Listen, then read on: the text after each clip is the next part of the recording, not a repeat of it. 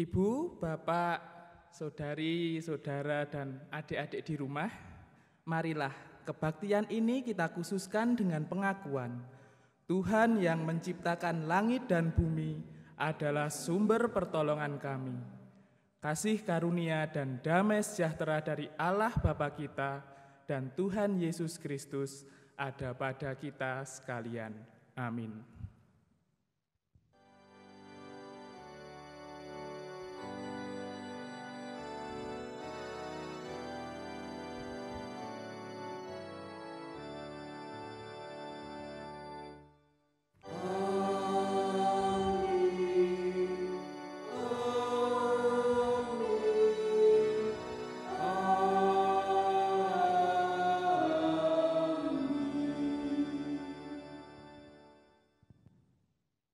Jemaat dipersilahkan untuk duduk.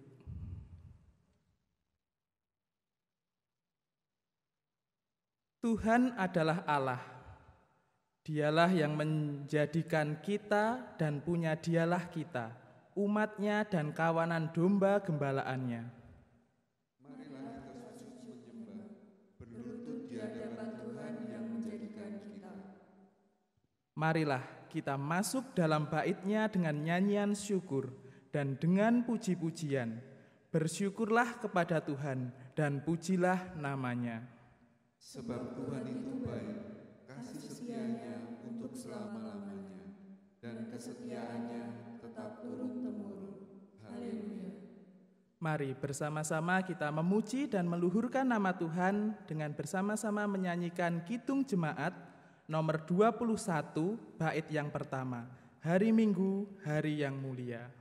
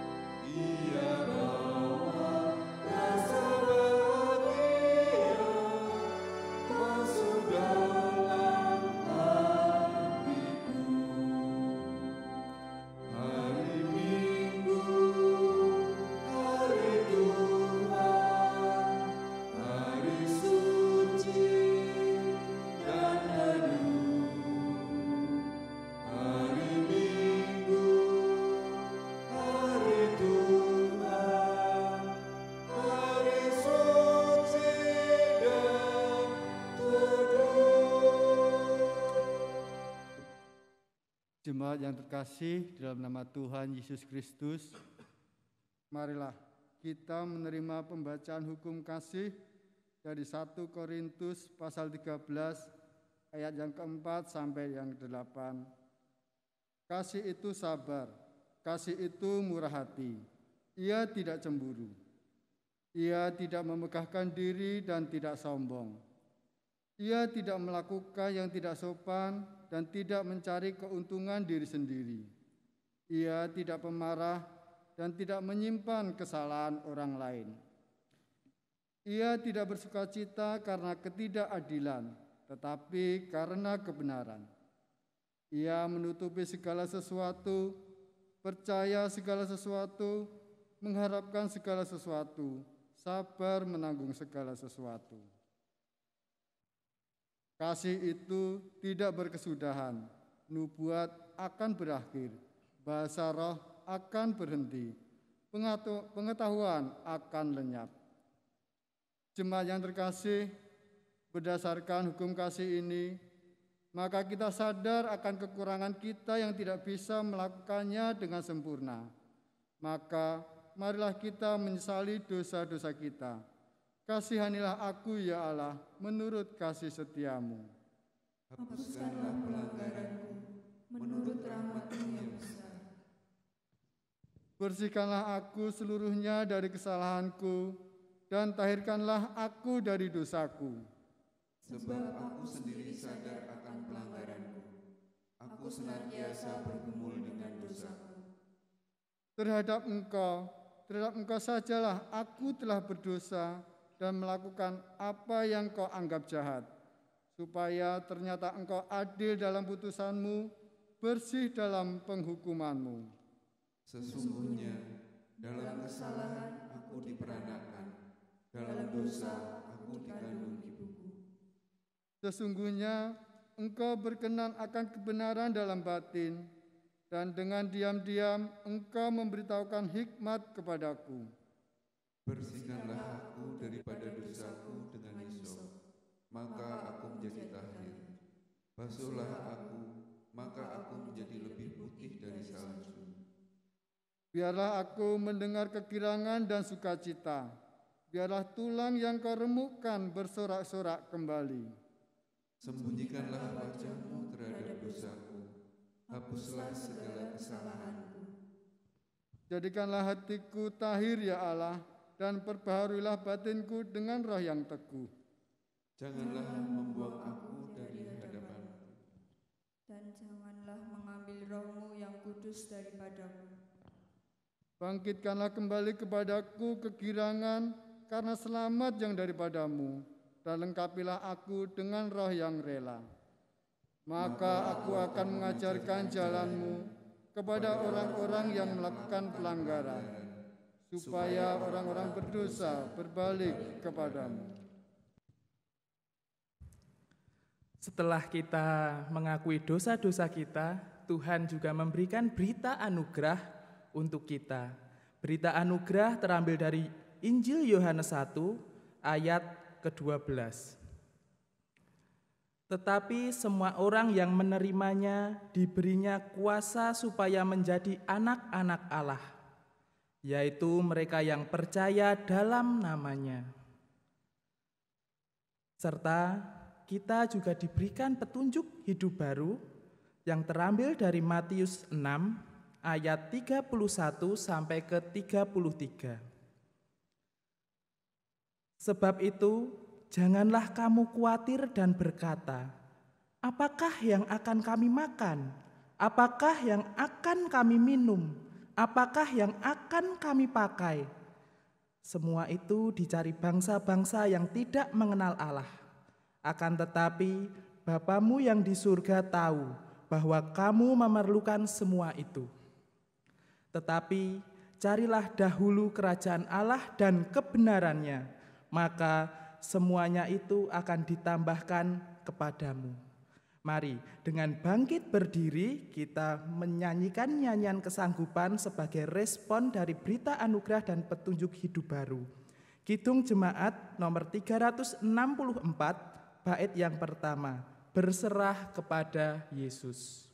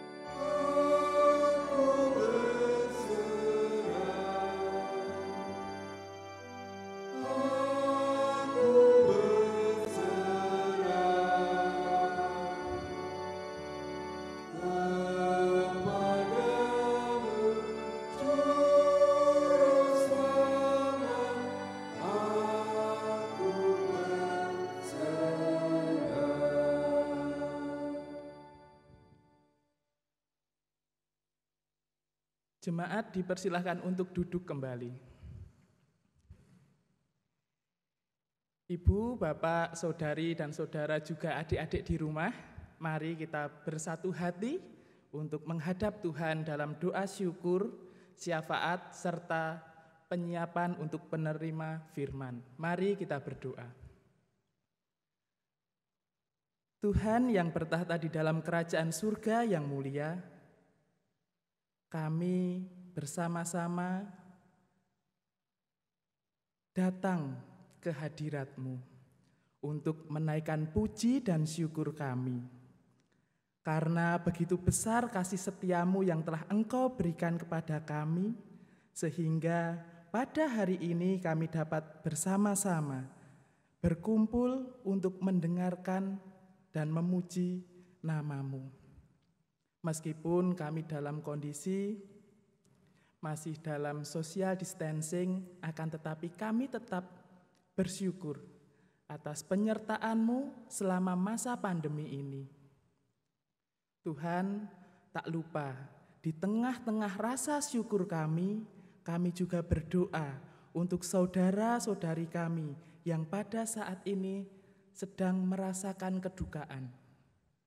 Kami berdoa terkhusus untuk saudara kami, saudari kami yang ada di Libanon, di mana terjadi ledakan yang cukup hebat. Kiranya Engkau hadir di tengah-tengah kegelisahan, tangis mereka. Tak lupa kami juga berdoa untuk saudara-saudari kami yang terkena bencana alam ataupun juga bencana sosial. Hadirlah di tengah-tengah duka dari saudara-saudari kami ini ya Tuhan, kuatkanlah mereka. Kami juga berdoa untuk bangsa dan negara kami, bangsa Indonesia. Kami berdoa untuk setiap tenaga medis, kami berdoa untuk segenap jajaran pemerintah yang pada saat ini berjuang untuk memutus rantai pandemi corona. Kami sebagai masyarakat, kiranya Engkau mampukan untuk juga turut berpartisipasi secara aktif dalam memutus rantai pandemi corona ini. Kami juga berdoa untuk gereja-Mu di Bibis Luhur, Surakarta. Kami berdoa untuk setiap kami yang ambil pelayanan di dalam gereja-Mu ini. Kami berdoa untuk Ibu dan Bapak Pendeta. Kami juga berdoa untuk segenap majelis. Kami berdoa untuk setiap ketua-ketua kelompok, komisi-komisi. Dan kami berdoa untuk kami, warga jemaat. Kiranya kami dapat bersatu padu, membangun gereja-Mu ini menjadi gereja yang penuh kasih. Bukan hanya di dalam gereja, akan tetapi juga di luar gereja. Tak lupa kami juga berdoa untuk pepandan-pepandan. Kami berdoa untuk pepandan Gulon, Engkau berkati setiap pergumulan yang ada di pepandan Gulon. Tak lupa kami juga berdoa untuk pepandan Skip yang pada saat ini sedang melaksanakan renovasi gedung gereja. Tuntun sertai berkati, kiranya Engkau berikan proses kelancaran. Kami serahkan gereja-Mu ke dalam tangan pengasihan-Mu. Tak lupa kami juga berdoa untuk saudara-saudari kami yang pada saat ini bergumul dengan kondisi badan yang mulai ringkih, bergumul dengan kesehatan badannya, bergumul tentang persoalan-persoalan keluarga, bergumul tentang pasangan hidup, bergumul tentang studi, bergumul tentang perekonomian, ataupun bergumul dalam rupa-rupa yang lain. Kami percaya Engkau senantiasa hadir, Engkau senantiasa menguatkan kami di dalam pergumulan-pergumulan kami. Tuhan, kami serahkan sepenuhnya pergumulan-pergumulan kami ke dalam tangan pengasihan-Mu. Inilah doa, seru, dan syafaat kami. Dan jikalau sebentar lagi kami akan menerima sabda-Mu yang luhur, berkatilah kami. Kiranya Roh-Mu yang kudus hadir di dalam setiap hati kami, sehingga memampukan kami untuk mendengar, terlebih untuk melakukannya di dalam laku keseharian kami. Di dalam nama Putra-Mu yang tunggal, Juru Selamat kami yang hidup, Yesus Kristus, kami telah berdoa. Amin.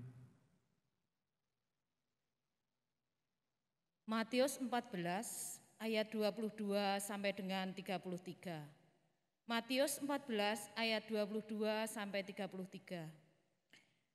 Sesudah itu Yesus segera memerintahkan murid-muridnya naik ke perahu dan mendahuluinya ke seberang. Sementara itu ia menyuruh orang banyak pulang, dan setelah orang banyak itu disuruhnya pulang, Yesus naik ke atas bukit untuk berdoa seorang diri. Ketika hari sudah malam, ia sendirian di situ. Perahu murid-muridnya sudah beberapa mil jauhnya dari pantai dan diombang-ambingkan gelombang karena angin sakal. Kira-kira jam 3 malam datanglah Yesus kepada mereka berjalan di atas air.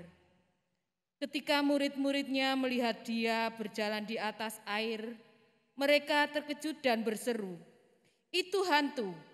Lalu berteriak-teriak karena takut. Tetapi segera Yesus berkata kepada mereka, "Tenanglah, aku ini, jangan takut." Lalu Petrus berseru dan menjawab dia, "Tuhan, apabila Engkau itu, suruhlah aku datang kepadamu berjalan di atas air." Kata Yesus, "Datanglah." Maka Petrus turun dari perahu dan berjalan di atas air mendapatkan Yesus. Tetapi ketika dirasa tiupan angin, takutlah ia dan mulai tenggelam lalu berteriak, "Tuhan, tolonglah aku." Segera Yesus mengulurkan tangannya, memegang dia dan berkata, "Hai orang yang kurang percaya, mengapa engkau bimbang?" Lalu mereka naik ke perahu dan angin pun redalah. Dan orang-orang yang ada di perahu menyembah dia, katanya, "Sesungguhnya engkau anak Allah."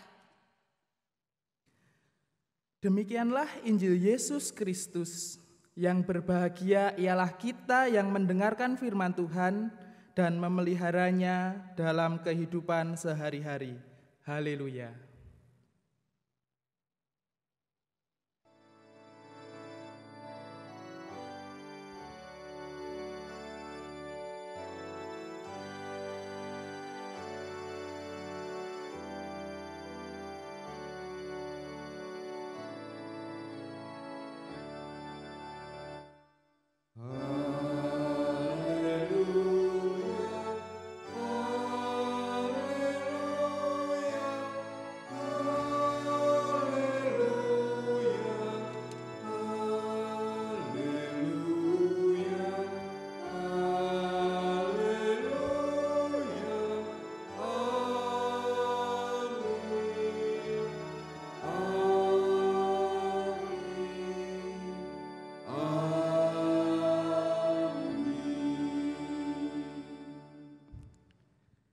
Shalom, Bapak, Ibu, dan saudara-saudari, juga adik-adik yang di rumah, juga yang bertugas pada saat ini. Pertama-tama saya ingin mengajak kita untuk membayangkan sebuah hal yang mungkin bisa membuat kita takut. Seperti misalnya, besok ujian, tetapi kita belum siap belajar. Oleh karena itu kita takut. Atau mungkin kita takut karena telah didiagnosis sakit yang serius. Atau mungkin kita bisa membayangkan kita ditinggal oleh orang yang terkasih, orang yang tercinta. Mungkin juga di dalam hidup kita merasakan kesepian, padahal secara fasilitas semua sudah terpenuhi. Mari kita bayangkan situasi-situasi seperti itu. Kira-kira apa yang kita rasakan? Perasaan-perasaan apa yang muncul di tengah-tengah situasi dan kondisi tersebut?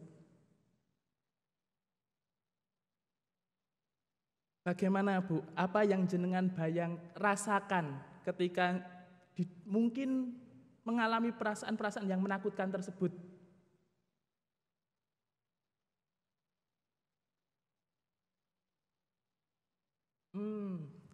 Bagaimana, Pak?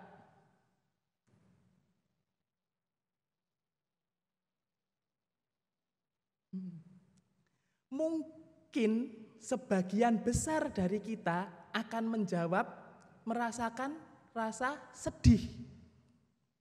Kita akan merasakan kesedihan. Nah, perasaan kesedihan, kekhawatiran, ketakutan, inilah yang juga dirasakan oleh para murid. Para murid saat itu diperhadapkan dengan situasi dan kondisi yang menakutkan juga, di mana para murid diperhadapkan dengan angin badai, angin sakal yang bisa membahayakan nyawa mereka. Di dalam situasi dan kondisi tersebut, para murid merasakan takut, cemas, khawatir. Dan hal ini berdampak pada para murid gagal di dalam mengenali Yesus yang datang pada saat itu untuk menolong mereka. Nah, perasaan para murid inilah yang harus kita gunakan dan kita ikut rasakan di dalam membaca Injil pada minggu ini, di mana para murid merasakan takut, cemas, karena menjumpai sesuatu, kondisi, situasi yang tidak biasa untuk dijumpai. Pun juga dengan kita, yang biasa juga merasakan takut, cemas ketika menjumpai atau menemui sesuatu yang menakutkan. Terkadang bahkan kita juga seperti halnya para murid, gagal untuk mengetahui, untuk merasakan bahwa Tuhan hadir di tengah-tengah pergumulan kita itu.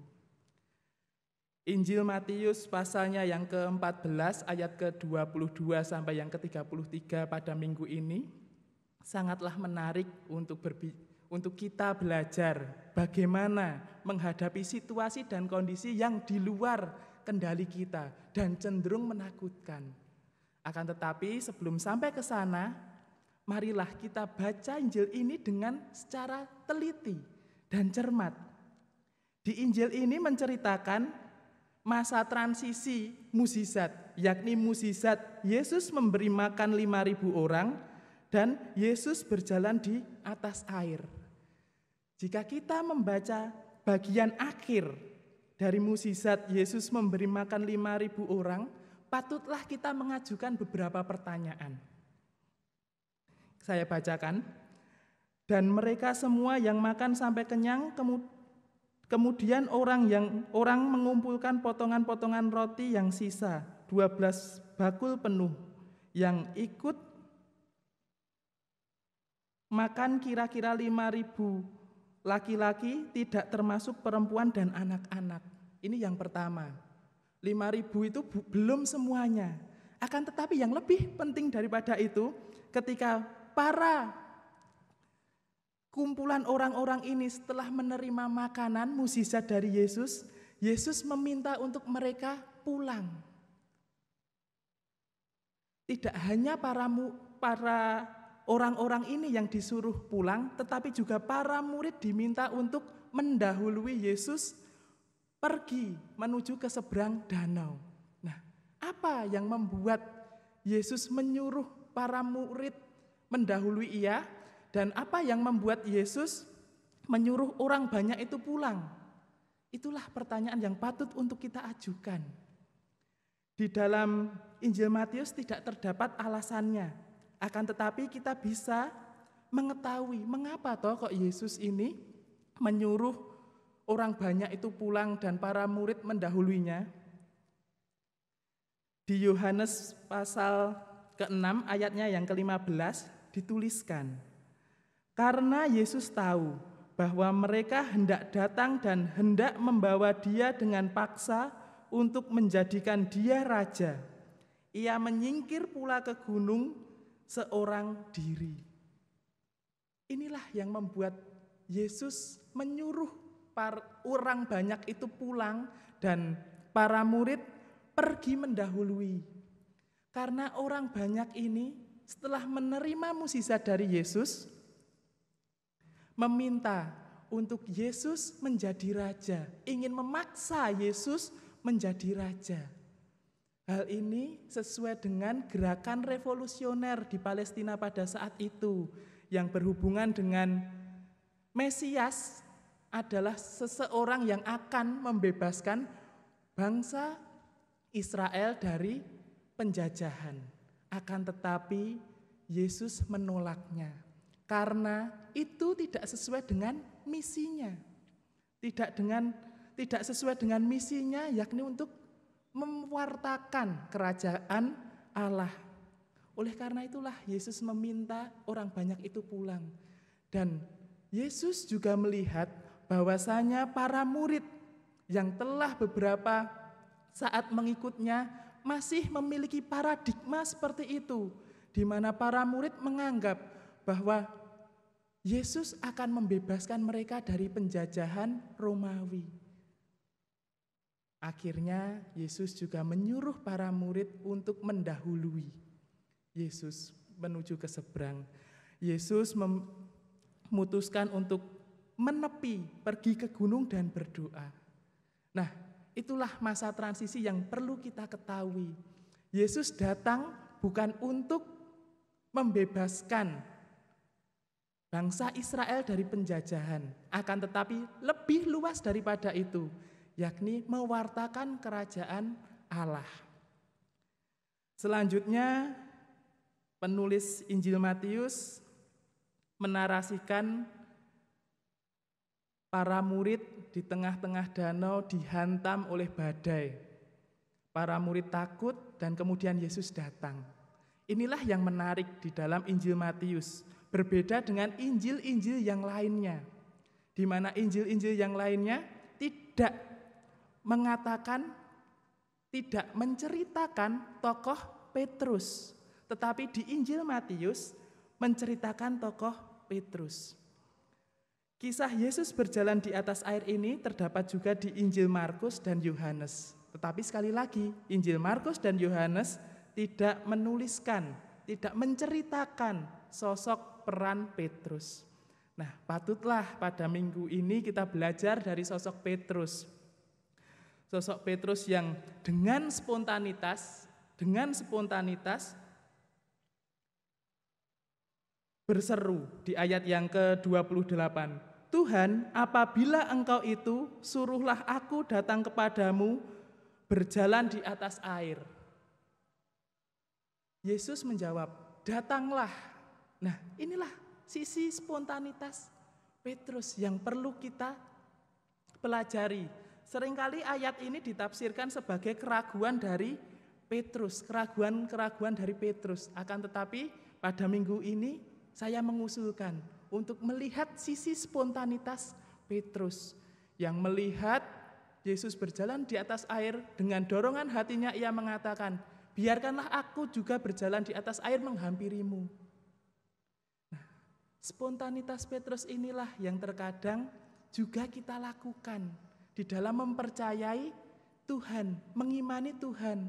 Seringkali kita didorong oleh tindakan-tindakan emosional, sehingga kurang jernih di dalam mempercayai Tuhan.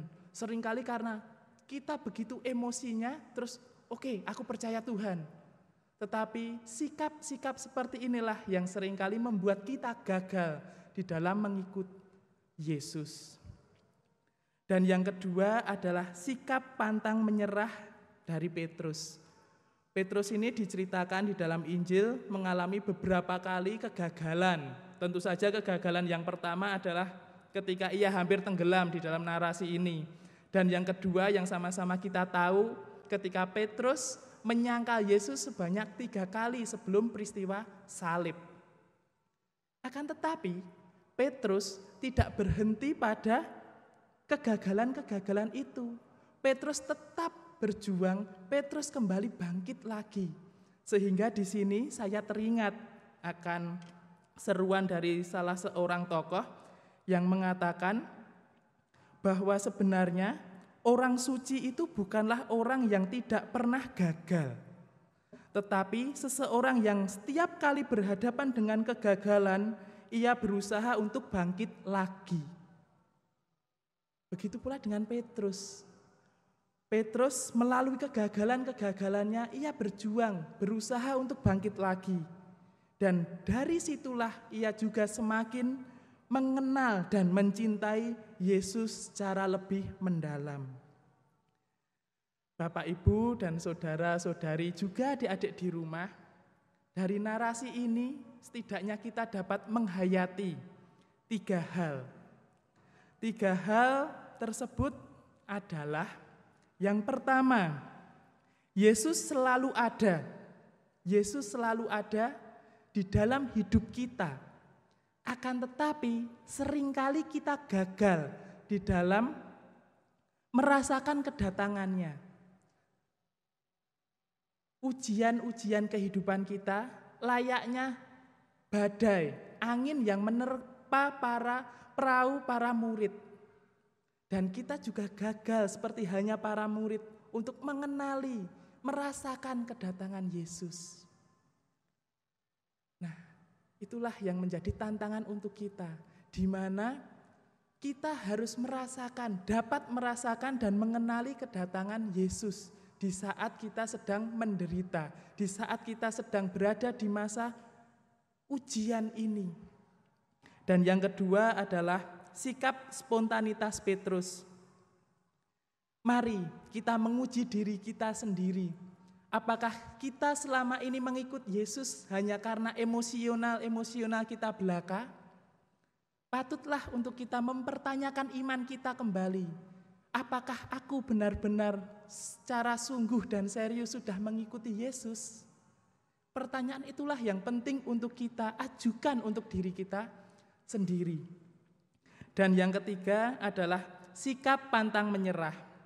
Sikap pantang menyerah dari Petrus perlu untuk kita teladani, di mana ia selalu bangkit tatkala ia menghadapi kegagalan.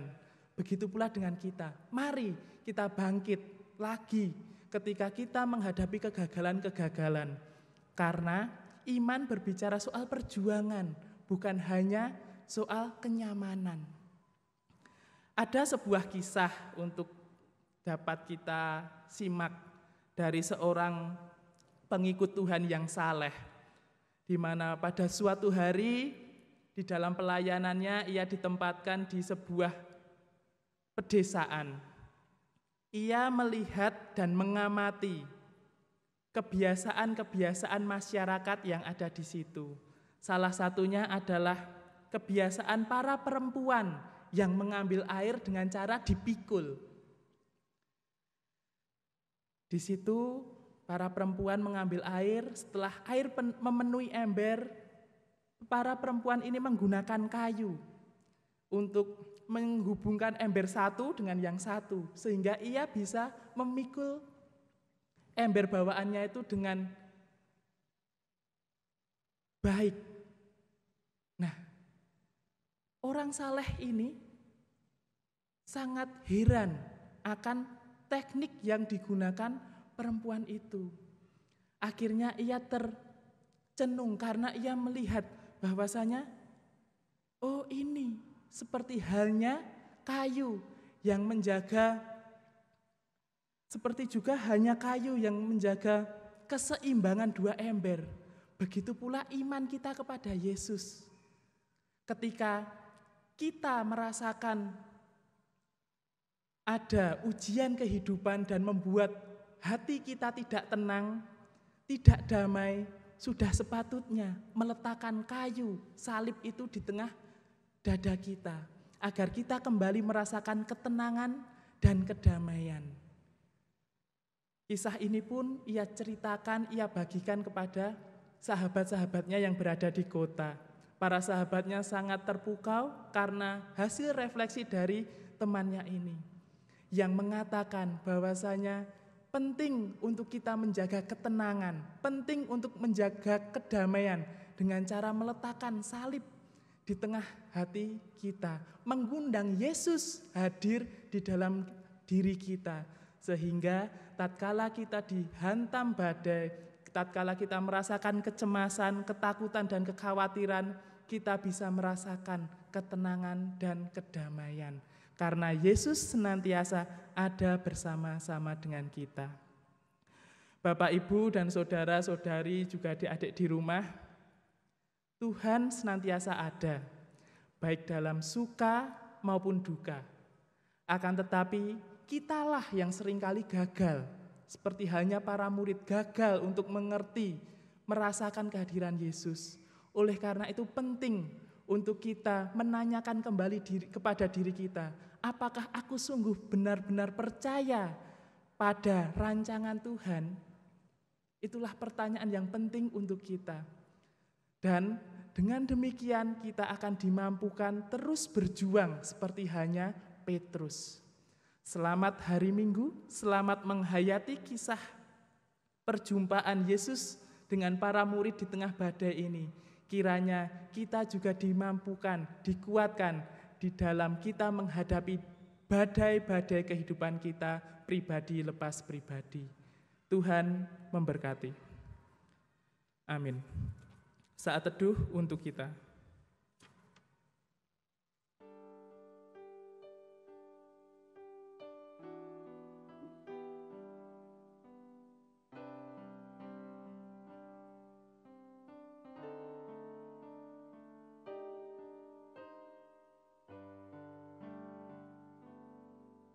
Saat teduh cukup.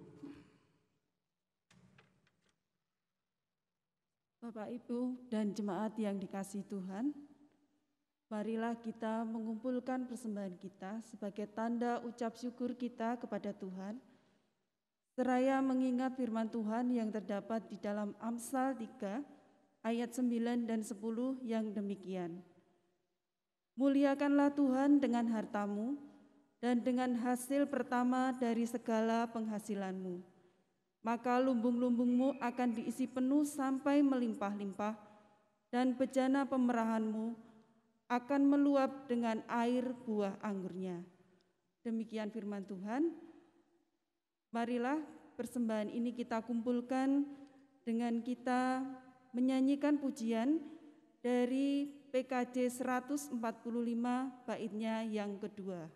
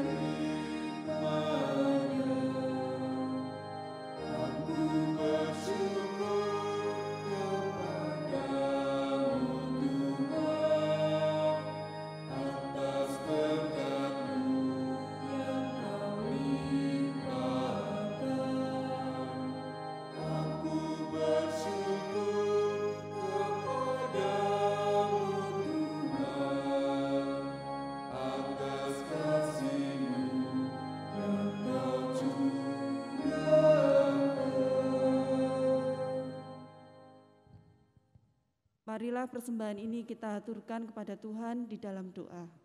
Mari kita berdoa. Puji syukur dan terima kasih kami haturkan kepadamu ya Tuhan, Allahku yang baik, yang selalu baik di dalam kehidupan kami. Bersama dengan seluruh anggota keluarga kami Tuhan, meskipun kami masih beribadah di rumah, hati kami melimpah dengan rasa syukur oleh karena kasih setia dan rahmat-Mu yang selalu tercurah di dalam kehidupan kami. Tuhan, inilah persembahan kami. Terimalah, berkati dan sucikan persembahan kami, sehingga menjadi layak dan berkenan di hadapan Tuhan. Demikian juga Tuhan, kami berdoa untuk Komisi Harta Jemaat yang bertugas mengelola persembahan ini. Berkati dan sertai pelayanan mereka, sehingga tanggung jawab yang dilakukan semuanya hanya untuk kemuliaan nama Tuhan.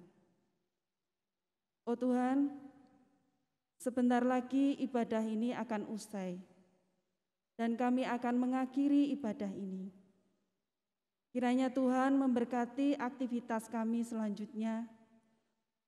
Firman-Mu yang telah kami terima Tuhan, menjadi sumber kekuatan bagi iman kami. Sehingga kami boleh tetap setia dan percaya kepada Tuhan, dan kami dimampukan menjadi saksi-saksi Tuhan yang hidup. Terima kasih Tuhan, terima kasih. Tentu ada dosa dan kesalahan di dalam kami beribadah saat ini. Kami mohon pengampunan dari Tuhan. Inilah Tuhan doa ucap syukur dan permohonan kami. Semuanya kami pinta di dalam satu nama, Tuhan kami Yesus Kristus yang menjadi juru selamat kami yang hidup, yang sudah mengajarkan doa Bapa kami yang demikian. Bapa kami yang di surga, dikuduskanlah nama-Mu, datanglah kerajaan-Mu, jadilah kehendak-Mu, di bumi seperti di surga. Berikanlah kami pada hari ini makanan kami yang secukupnya, dan ampunilah kami akan kesalahan kami, seperti kami juga mengampuni orang yang bersalah kepada kami. Dan janganlah membawa kami ke dalam pencobaan, tetapi lepaskanlah kami daripada yang jahat. Karena Engkaulah yang empunya kerajaan dan kuasa dan kemuliaan sampai selama-lamanya. Amin. Jemaat kami undang untuk bangkit berdiri. Mari kita bersama-sama menyanyikan nyanyian pengutusan dari Kidung Jemaat nomor 440, bait yang pertama, Di Badai Topan Dunia.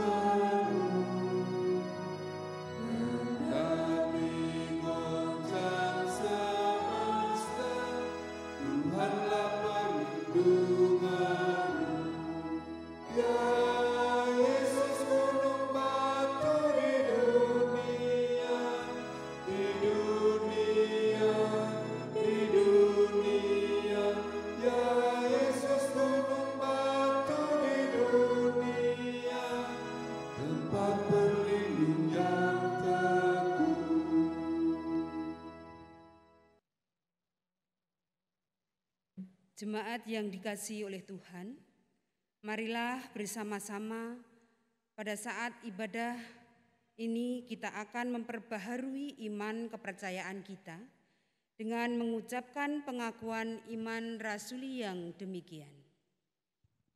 Aku percaya kepada Allah Bapa yang Maha Kuasa, Khalik langit dan bumi, dan kepada Yesus Kristus, Anaknya yang tunggal Tuhan kita, yang dikandung daripada Roh Kudus, lahir dari anak darah Maria, yang menderita di bawah pemerintahan Pontius Pilatus, disalibkan, mati dan dikuburkan, turun ke dalam kerajaan maut. Pada hari yang ketiga, bangkit pula dari antara orang mati, naik ke surga, duduk di sebelah kanan Allah Bapa yang Maha Kuasa, dan akan datang dari sana untuk menghakimi orang yang hidup dan yang mati. Aku percaya kepada Roh Kudus, gereja yang kudus dan am, persekutuan orang kudus, pengampunan dosa, kebangkitan daging, dan hidup yang kekal. Marilah kita bersama-sama menerima berkat dari Tuhan. Tuhan memberkati kita dan melindungi kita. Tuhan menyinari kita dengan wajah-Nya dan memberi kita kasih karunia. Tuhan menghadapkan wajah-Nya kepada kita dan memberi kita damai sejahtera. Amin. Nyanyian penutup, Kidung Jemaat nomor 412, baitnya yang pertama, Tuntun Aku Tuhan Allah.